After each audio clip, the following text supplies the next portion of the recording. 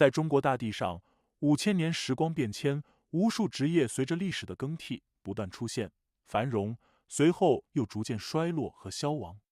人们为了生存，依附着大自然，产生了一个又一个神奇的职业。为了生活，依靠人与人之间的交流，生发出许多意想不到的工种。甚至为了致富，人们在利益的驱动下变得近乎疯狂。但也会有人为了民族和传承，牺牲掉自己的一切。眼见中国推出100个中国职业系列，带领对中国感兴趣的你去发现一个个不为人知的神秘职业。日本时间8月24日13时，日本福岛第一核电站启动核污染水排海。受2011年发生的大地震及海啸影响，福岛第一核电站1至3号机组堆芯熔毁。事故发生后，东京电力公司持续向1至3号机组安全壳内注水，以冷却堆芯并回收污水。截至2021年3月，已储存了125万吨核污水，且每天新增140吨。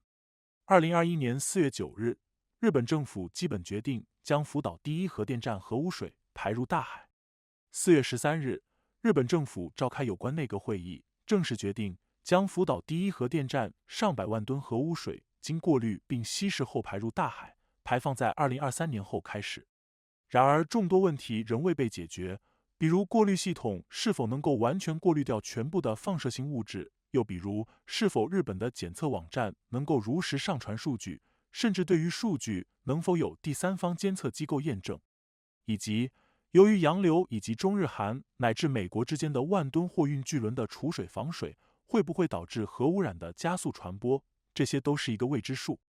而最重要的是，对于海洋生态圈，这样的举动将会带来什么样的灾难？这种灾难又会何时发生？谁会被影响？无人能够预知这一切，日本官方的说辞也难以令人信服。然而，这样的措施对于周边海域的渔民来说，可谓是灭顶之灾。在韩国釜山，有着超过600名海女。海女是一种特殊的海洋职业统称，普遍分布在日本、韩国、中国台湾等地。海女最大的特点就在于运用自由潜水方式进行渔猎，不用佩戴氧气筒和任何水下供氧设备，只靠一口气来回水面。海女是熟练的潜水师，她们可以在水下憋气2分钟，并下潜到20米深的水里面。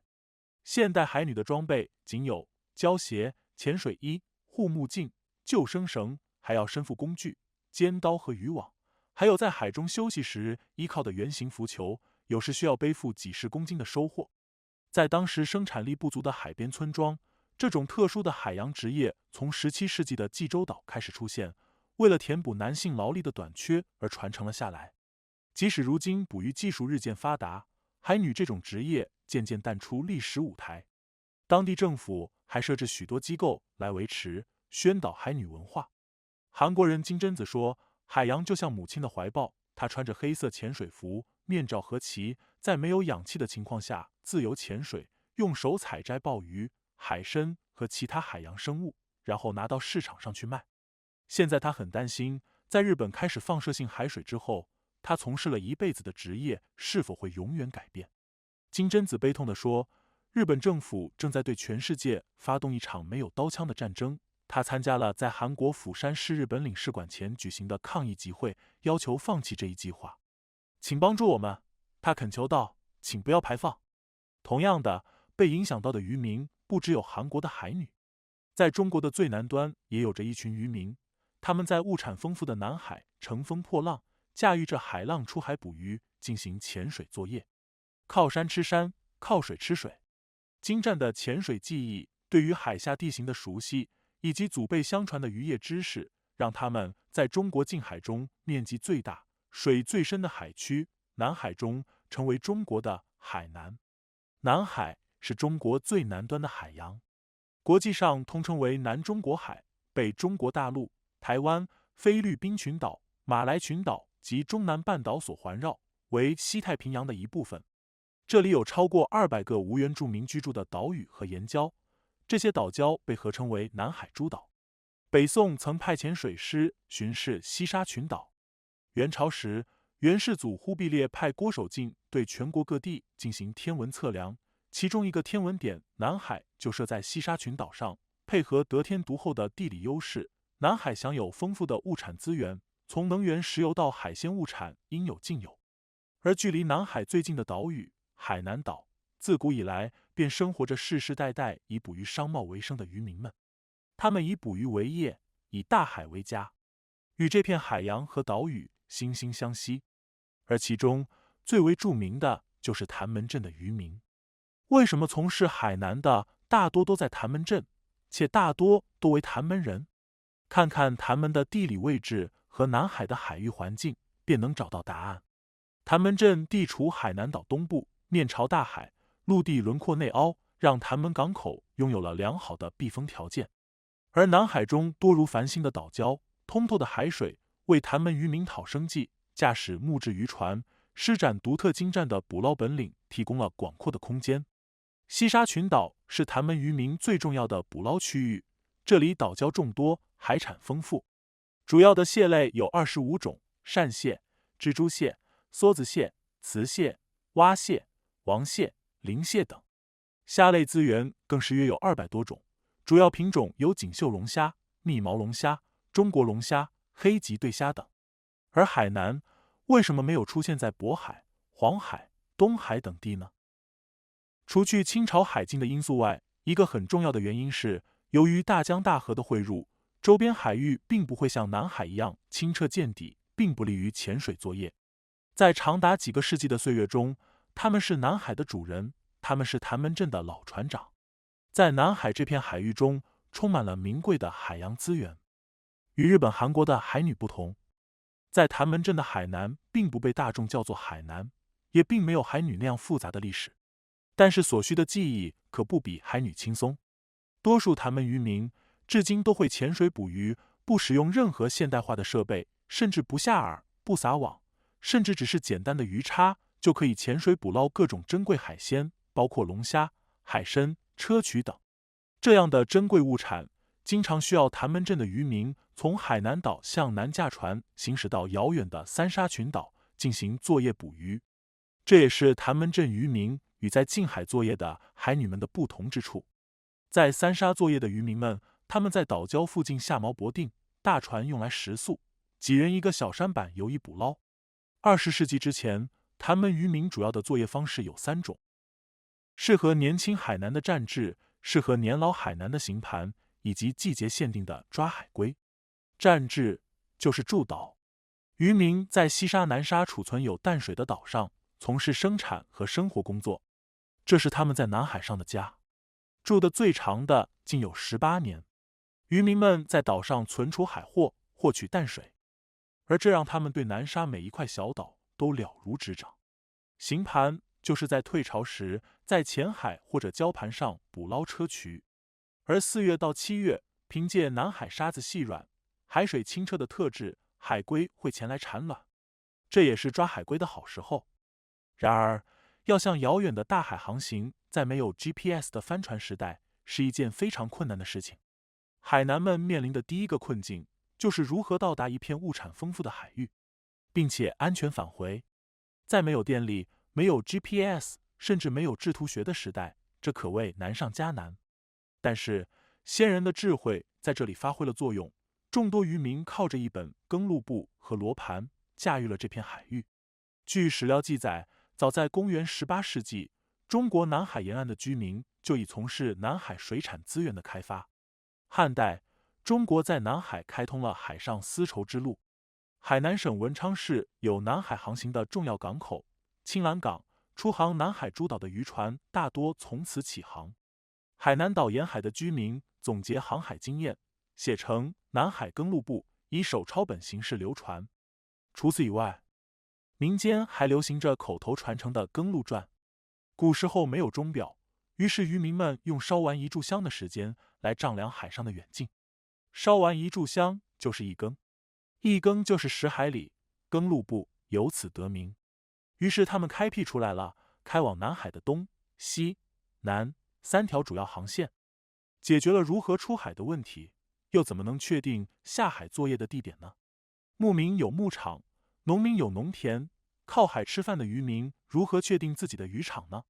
与温带、寒带深邃不见底的海不同，南海的海水十分清澈，海水会随着深度和日光照射角度的不同，变换着各种各样的蓝色，天空之蓝、靛青之蓝、青金石之蓝。而在环礁围成的湖之中，海水则变化成了醉人的绿色，翡翠之绿、青苹果之绿、葱心之绿。海水的色彩虽然让人体会到了南海的美三色，但这颜色背后是海水的透明度。南海海水透明度很高，在西沙许多地方，海水的透明度可以深达几十米，最深的地方可以看到水下40多米。西沙许多礁盘在海水之下10几米、20几米，因此其上的一切都在目光所见范围内。而海水透明度是理解三沙诸多问题的枢纽，只有了解了在三沙海水的透明度十分高这个事实，才能理解发生在这里的许多现象，才能理解为什么潭门的渔民祖祖辈辈不远千里来到这里九死一生的讨生活的缘由。海水透明度高，渔民才能看清水下珊瑚礁中附在沙上的海参，躲在石缝中的鲍鱼，还有那些礁盘上的马路螺，才能看清石斑鱼游来了，苏眉鱼在珊瑚丛中。因为看得见，才能潜下水去捕捞这些海珍品。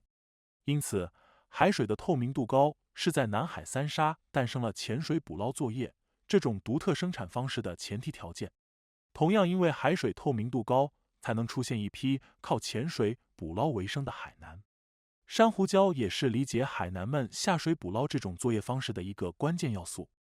珊瑚礁在南海形成了众多的覆水高地，因为南海的深海中有很多高地，它的上面生长着珊瑚，死去珊瑚的残骸形成了巨大的礁盘，这些礁盘之大，有的甚至超过了北京和上海市区的面积。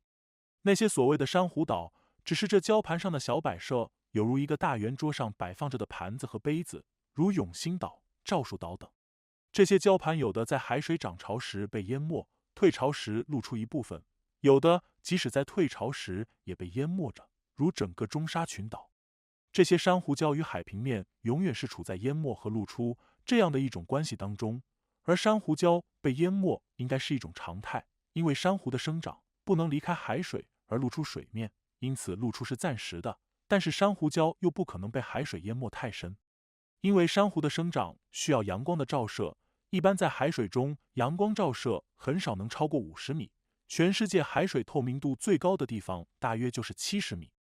南海三沙的这些覆水高地总是被覆盖着一层薄薄的海水，这正是珊瑚生长的宝地，也是各种依赖珊瑚礁生态系统生存的各类海洋生物的家园。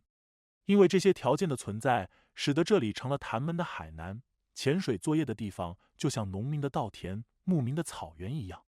既然到了渔场，新的问题便出现了。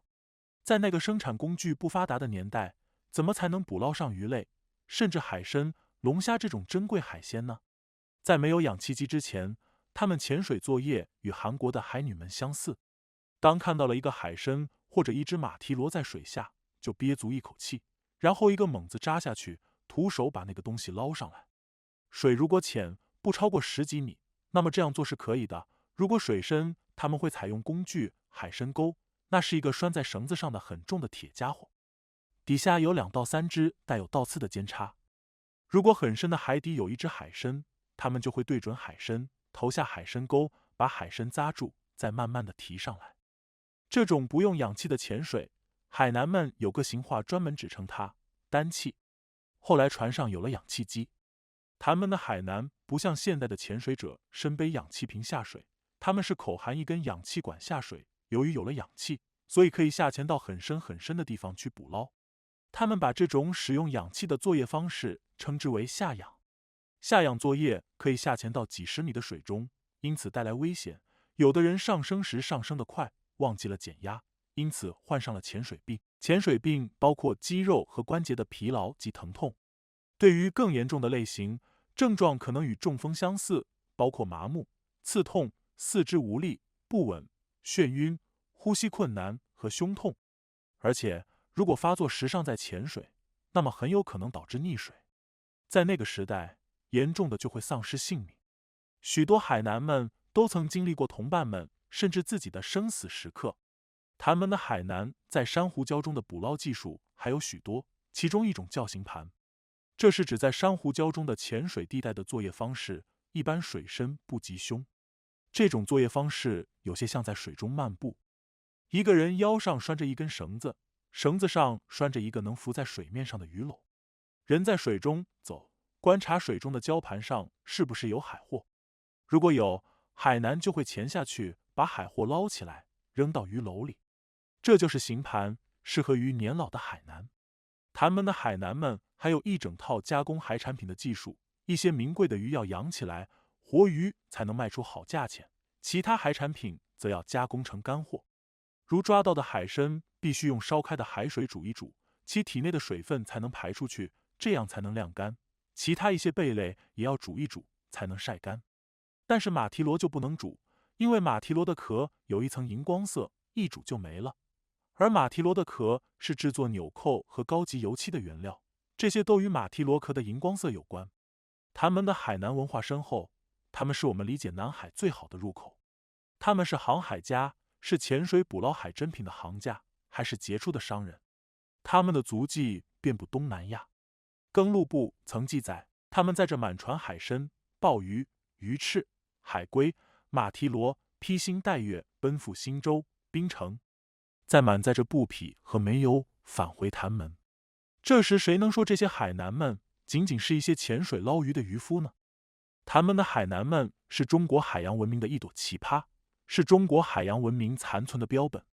中国虽然有着漫长的海岸线，但是历经明清两代朝廷对海洋文明的残酷围剿，经过长期的海禁和海迁，中国的海洋文明已经奄奄一息，近乎灭绝。但是由于海南岛的谭门镇远离朝廷官府，才躲过了劫难，为中国保留了一点海洋文明的种子，甚至可以说是中国海洋文明一直延续到今天的一根独苗，是硕果仅存之处。如今在中国哪里去找海洋文明？哪里去找帆船时代的船长？去哪里找到那首老歌中唱到的他说风雨中，这点痛算什么？也只有这些来自海南谭门镇的这些海南们，能够为我们展现那时海洋中辛勤劳作的光景。如今谭门发生了巨大的变化，一条条马路修了起来，到处都是林立的商铺。然而这一切好像与昔日那些船长和海南们无关。三沙市的成立更使他们边缘化了，生态环保的一条条法规也使他们的潜水捕捞成了非法的行为。砗磲不让捞了，珊瑚不能挖了，海龟、各种贝类都成了保护的对象，除了昔日的海南。苏成芬是一位78岁高龄的老人，他从7岁开始学习潜水，第一次1米，第二次2米，一步一步的尝试，再到后来的3米、4米。他13岁和爷爷奔赴西沙，16岁开始驾驶木帆船去南沙，23岁成为了一名船长。可以说他的一生都献给了海洋。但并不是所有的海南都能像他一样成功且幸运，也有不幸的海南葬在了大海里。茫茫大海，凶险莫测，谭门的渔民们经常是知道何时走，并不知道何时回，甚至能不能回。苏成芬就曾经遇到过鲨鱼，现在还能清晰地回想起当时的可怕场景。那条巨大的鲨鱼就好像飞机俯冲即将投弹一样。当时他们3个人在水下背靠背，人手一支鱼枪，万分注意地靠在船旁，盯着不远处的水面。随后3人同时利落地上船，鲨鱼也冲了过来，死咬着船，咬下一块块船的木头，最后也是侥幸才能逃过一劫。但那些因为潜水病、台风、大浪、鲨鱼等葬身海底的海南早已无从计数。还有人仅仅因为一次捕鱼，被迫离乡多年，改变了人生轨迹。1995年3月25日，老船长麦运秀在南沙鲜鹅礁生产作业时，遭到菲律宾军警抓扣，全船兄弟被带到菲律宾坐牢6至10个月。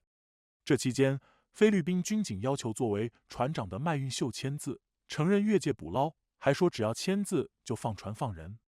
麦运秀誓死不从，宁愿损失价值60多万元的渔船，宁愿把牢底坐穿，也不愿承认祖宗海是别人的海疆。这份执着让谭门人付出了血的代价。在当地华侨的帮助下，麦运秀坐牢10个月后回国。然而麦运秀连船带货损失了100多万，再也没有财力购买新船，生活陷入窘顿。失去渔船的他，从此家境萧条，不得不变卖家产偿还银行贷款。妻子承受不了生活重压，自杀身亡。忆起往事，老人沧桑的双眸泛起泪光。如今，潭门的老船长们早已退休，曾经的木质渔船也已换成现代化的渔船设备。人们不需要在潜水捕鱼，更不需要在岛上驻扎好几个月才能回家。这种职业在岁月的流逝中渐渐被人遗忘，取而代之的是更高效的渔业捕捞。人们不再背井离乡，不用冒死与鲨鱼搏斗。因台风而命丧汪洋，潜水病发作而无法医治的事情更是鲜少发生了。人能够安心与海作伴，陪伴家人每一个日夜。然而现在，全世界的渔业渔民正在为核污水这一议题所担忧着。8月17日，韩国4大在野党以及市民团体就日本核污染水排海、侵犯邻国人权一事，向联合国人权理事会提交了请愿书，要求联合国人权理事会任命的环境、健康和食品领域的特别报告员对日本排放核污染水带来的侵犯人权行为展开调查，并向国际社会提出建议。日本全国渔业协会联合会会长坂本雅信8月21日向日本政府官员表示，他非常担心福岛核污水排放入海可能带来的后果。在排放后的几天，8月26日，日本东电承认超过60%的储存核污水放射物超标。这不仅仅是关乎韩国釜山的海女，中国海南岛的海南。随着食物链的负极作用，海洋的蒸腾和洋流作用影响到的不只是海洋中的万千生物，更是与世界范围内广大渔民的生计与支撑，更是全球范围内人们的健康与未来。而海南岛上的海南们能做的，也只有在无声的抗议中坚守住祖辈打拼的这片广阔无垠的南海。